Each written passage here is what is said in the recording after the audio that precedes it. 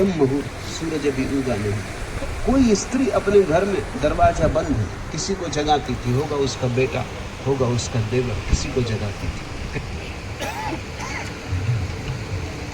नहीं पूछ सकते कि हम कैसे इंतजाम करें इसके लगाने का। अगर इंतजाम पूछा तो ये नहीं लगती। राजा बाबू से तो कुछ कहा ही नहीं। उस 60 की उम्र हो गई थी। एक दिन सुबह घूमने निकले थे।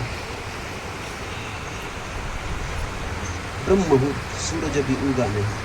कोई स्त्री अपने घर में दरवाजा बंद है, किसी को जगाती थी, होगा उसका बेटा, होगा उसका देवर, किसी को जगाती थी। कहती थी राजा बाबू उठो, बहुत देर हो गई।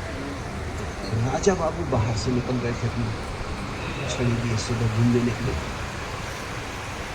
अचानक सुबह उस ब्रह्म मुहूर्त की छड़ी, सूरज अभी उगने को है, आकाश पर लाली फैली, पक्षी गीत गुनगुनाने लगे, सारी प्रकृति जागरण से घट गई। स्त्री तो किसी और को जगाती थी। इन राजा बाबू से तो कुछ कहा ही न था।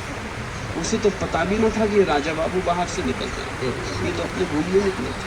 वो किसी को भीतर कहती थी कि राजा बाबू उठो, सुबह हो गई, बहुत देर हो गई, अब उठो भी, कब तक सोए रहोगे। सुनाई पड़ा,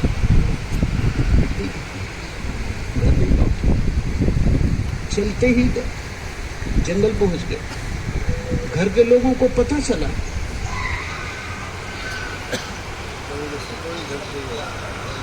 घर के लोग खोजने गए, मिले जंगल में। पूछना क्या हो गया, हंसने लगे, कहा बस हो गया, राजा बाबू जग गए, अब जाओ। उन्होंने कहा क्या मतलब, क्या कहते हैं आप? उन्होंने कहा अब कहने सुनने को कुछ भी नहीं, बहुत देर वैसे ही हो गई। बात समझ में आ गई।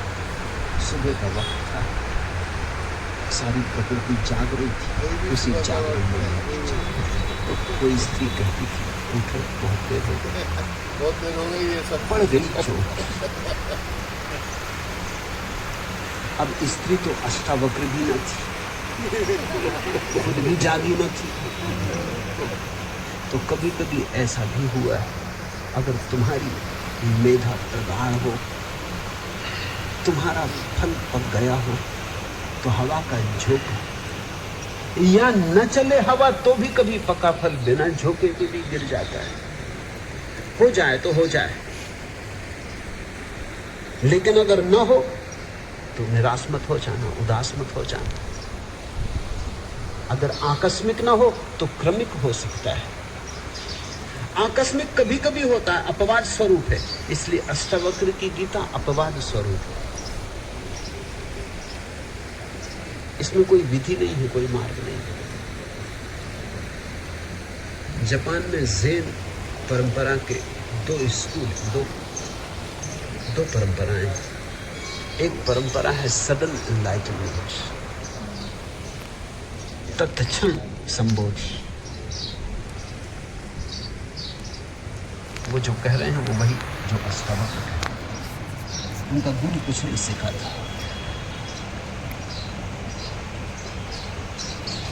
आके बैठ जाता है, कुछ मौज हुई तो बोल देता है, हो जाए हो जाए। ऐसे गुरु को एक सम्राट ने अपने महल में आमंत्रित किया। वो गुरु आया, वो मंच पर चढ़ा। सम्राट बड़ी उत्सुकता से प्रतीक्षा करता था, वो बैठा शिष्य भाव से। उस गुरु ने मंच पर बैठ के थोड़ी देर इधर उधर देखा, जोर से टेबल पर मुक्के मारे, उठा और चला गया। सम्राट चौंक कर रह गया कि ये क्या हुआ। उसने अपने वजीर से पूछा, वजीर ने कहा उन्हें मैं जानता हूँ, इससे ज़्यादा महत्वपूर्ण व्याख्यान उन्होंने कभी दिया ही नहीं। मगर समझे तो समझे, नहीं समझे तो नहीं समझे। सम्राट ने कहा ये व्याख्यान, ये टेबल पर 3 दफा घूंसे मारना और चले जाना, बस हो गई बात। उस वजीर ने कहा कि जगाने की कोशिश करके जा, चलो जगो जग। राजा बाबू उठो, सुबह हो गई। वो अलार्म बजा के चल दी। उस वजीर ने कहा मैंने इन गुरु के और भी व्याख्यान सुने हैं, मगर इससे ज्यादा प्रगाढ़ और इससे ज्यादा सचेतन करने वाला व्याख्यान उन्होंने कभी दिया ही नहीं। मगर आप चिंतित ना हो, क्योंकि मैंने बहुत सुने, मैं भी अभी जागा नहीं। आपने तो पहले व्याख्यान सुना, सुनते रहे, हो जाए सब। ये आकस्मिक घटना है, इसमें कार्य कारण का कोई संबंध नहीं। अभूतपूर्व, जिससे तुम्हारे अतीत का कोई लेना देना नहीं, हो जाए तो हो जाए। ये कोई वैज्ञानिक घटना नहीं है कि 100 डिग्री तक पानी गर्म करेंगे तो भाप बनेगा। ये मामला कुछ ऐसा है कि कभी बिना गर्म किए भाप बन जाए। इसका वैज्ञानिक कोई व्याख्या नहीं, अष्टावक्र विज्ञान के बाहर। अगर तुम्हारी बुद्धि वैज्ञानिक हो, तुमको ऐसे कैसे होगा, कुछ करेंगे तब होगा, तो फिर तुम वैज्ञानिक बुद्धि से चलो। फिर तुम बुद्ध को पूछो तो अष्टांगिक योग, फिर तुम पतंजलि को पूछो तो उनका तो योग, फिर प्रक्रियाएं। ये योग नहीं, ये शांति का शुद्ध वक्तव्य है। इसलिए अष्टावक्र बहुतों को जगा सके होंगे, ऐसा भी नहीं। कोई एक आध जनक जग गया होगा, बस जनक जग गया, ये भी बहुत जरूरी न था। और तो कुछ खबर भी नहीं कि अष्टावक्र से कोई और भी जगा। बुद्ध ने बहुतों को जगाया, पतंजलि अब भी जगाए चले जाते हैं। अष्टावक्र ने तो केवल एक व्यक्ति को जगाया, वो भी अष्टावक्र ने जगाया कहना कठिन। जनक जागने की क्षमता में थे, अष्टावक्र तो केवल निमित्त बन गए, कारण नहीं निमित्त। जो सडन एनलाइटनमेंट, तत्क्षण बोधि संबोधि के उपाय हैं, उनमें तो गुरु केवल निमित्त है। वो कोशिश करेगा, हो जाए हो जाए, कोई विज्ञान नहीं। न हो तो निराश मत होना, तुम्हें हो ही जाएगा ऐसा गुरु मान के भी नहीं चलता। किसी को हो जाए, जिनको न हो जाएगा उनमें कम से कम होने की प्यास जगी, वो विधि की तलाश करो, उन्हें विधि से होगा। नियम तो विधि से ही होने का है, बिना विधि के होना तो अपवाद स्वरूप है, वो नियम के बाहर।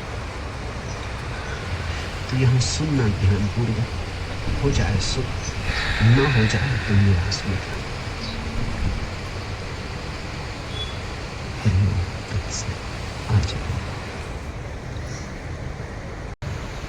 तब तक अब 21 दिन का तो किया, अब इच्छा होती है कि ऐसा मौन में जाऊं कि जब तक मुक्त न हो जाऊं मौन से निकले।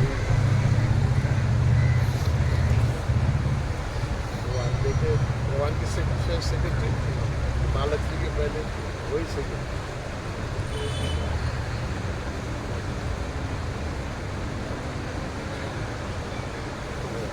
बहुत बड़ी उनकी इच्छा है, बहुत अच्छी इच्छा है।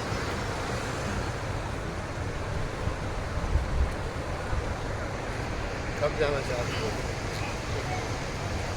उन्होंने कहा तो घबरा गए, कभी नहीं मौन में चल जाए, जब तक मुक्त तो हो जाए तब तक निकले ही नहीं। तो ऐसे ही कह दिया था उन्होंने। इतनी हिम्मत कहाँ होती है लोगों की। भगवान जी का बहुत शुभ विचार, कब जाना होगा घटना सुनिए कैसे करता है, पके हुए लोग हम घबरा गए तो क्या करें। उन्होंने कहा जब गुरु पूर्णिमा आ रहा है उस समय, गुरु पूर्णिमा तो जुलाई में होता है, उस समय जो समय था वो अक्टूबर में होता था।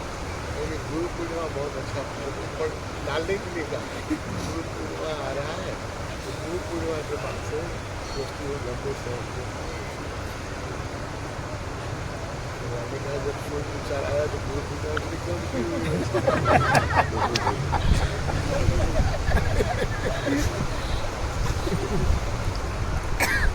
गुरु पूर्णिमा पे विचार रहेगा कि नहीं रहेगा, ये क्या ठिकाना।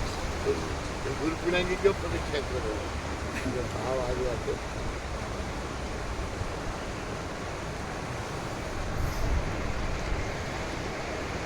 और उनको भी गंगा से बड़ा आकर्षण था, गंगा के गुरु जी ने गंगा किनारे इधर ही हुआ और अस्सी की कन्वर्ट को जिद्दी भी बहुत संकल्प की दुनिया के बारे में बहुत अच्छा है। तब जाओगे गुरु पूर्णिमा आ रहा है। गुरु पूर्णिमा के बाद आपसे आशीर्वाद देने से मैं गंगा किनारे चले जाऊँगी और मौन में रहूँगी। जब तक जाग नहीं जाऊँगा आऊँगी गुरु पूर्णिमा तो 2 महीने अभी है। तुम्हारी इच्छा रहेगी कि नहीं तो मैं तो अभी आशीर्वाद देने की करता ही रहो। तो उस बात की चोट पर कभी अहंकार को चोट पर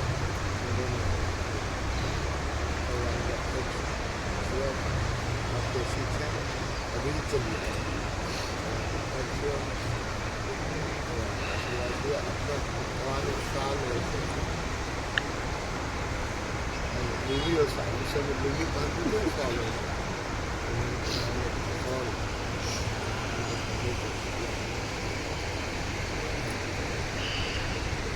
जब मेरी याद आए जब किसी तरह की दिक्कत हो कोई जरूरत हो तो साल को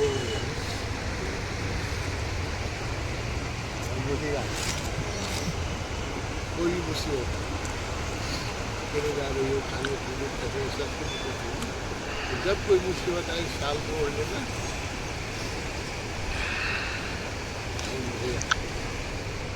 हम लोग सुनते ही रहते हैं रोज सुनते हैं बरसों से सुन रहे हैं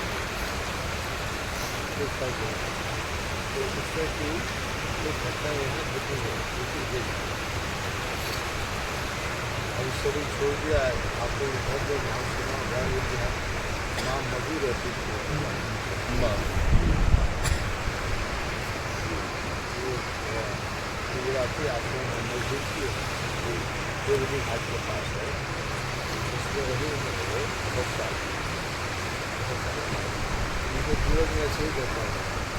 तो राजनीतिक परिवार के थे उनके पति गुजरात में मिनिस्टर थे कई बार सांसद है कई बार मिनिस्टर हुए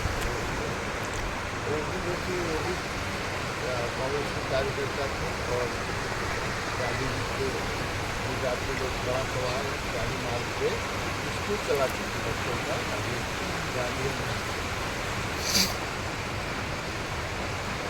भगवान तो गांधी जी की बड़ी आलोचना करते थे गुजरात में जैसा आपने रखा ऐसा हुआ एक बार भगवान का जो सबसे कलोर संख्या शुरू में हुई दिखाई के बाद गुजरात में सबसे ज़्यादा मैं तो गुजरात के हैं कल मुझे आप कहाँ के हैं आप मोरबी मोरबी अभी तो कम हो गया। एक समय था जब पूरा गुजरात उसको का रंग से रंगा हुआ था। हम लोग जानते थे गांव में उसको के समय अभी तो काम बिगड़ गया। तो गुजरात में तो किसी रेलवे स्टेशन पर उतरिए तो चाय वाला भी सकते उसमें जाते थे वेटिंग रूम में जाते वेटिंग रूम का जो इंचार्ज है वही माला रहा है गुजरात कैसी हालत पूरा गुजरात रंग गया था भगवान से। सबसे पहले जो भगवान को पहचाना है गुजरातियों ने और उनके जो प्रारंभिक शिष्य हुए सब गुजराती भारत जिन लोगों ने भगवान को समझा उसमें ये माँ मधु थी कांग्रेस के अच्छी नेता थी गांधीवादी थी और उनके पति जो थे वो कांग्रेस के मिनिस्टर राज्य के गुजरात का के मिनिस्टर होते थे कभी सांसद रहते थे कभी मिनिस्टर होते थे बहुत ऊँचे पद पर भगवान सुना माँ मधु ने उनको लगा कि जो गांधी से ऊँची बात बहुत ऊँची बात उन्होंने अपना स्कूल भी छोड़ दिया अपना राजनीति भी छोड़ दी और भगवान की पीछे जो अभी जो भगवान खड़े थे ना कि कोई आदमी ऐसा होता है जो एक शब्द से चोट लग जाता है, कोई लोग जिंदगी भर सुन सकते, वैसे ही थी भगवान के एक प्रवचन से उनको लगा कि नहीं, गाने से ऊँची आत्मा और गाने को छोड़ो, उनके पीछे लगे। भगवान की पहली सेक्रेटरी वही फर्स्ट सेक्रेटरी भगवान कहते हैं कि मरु लोगों को बहुत पता है। महामधु के जीवन की घटना है वो ऐसे ही अष्टावधि गोष्ठी में के साथ